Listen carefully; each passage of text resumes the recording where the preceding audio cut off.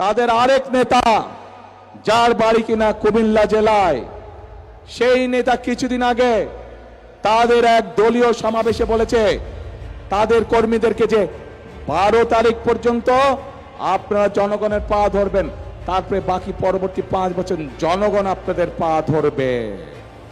প্রিয় ভাই বোনেরা, চিন্তা করুন, এই রকম কথা কে বলতে পারে যে 12 তারিখ পর্যন্ত তাদের নেতাকর্মীরা জনগণের পা ধরবে? তাহলে 12 তারিখের পর থেকে জনগণ তাদের পিছে পিছে ঘুরবে, জনগণ তাদের পা ধরবে। এই কথা থেকে প্রমাণিত হয় কি তাদের মেন্টালিটি, কোন পর্যায়ের মানুষ হলে তারা জনগণকে নিয়ে এরকম তুচ্ছ তাচ্ছিল্য কথা তারা বলতে পারে।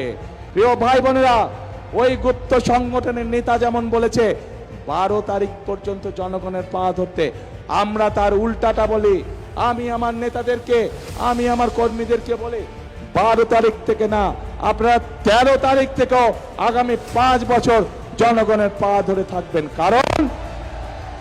কারণ আমরা দেখেছি জনগণের শক্তি যার পিছনে না থাকে, জনগণের সমর্থন যার পিছনে না থাকে, তার পরিণতি কি হতে পারে 5 তারিখ 5ই আগস্ট আমরা সমগ্র দেশবাসী প্রত্যক্ষ করেছে।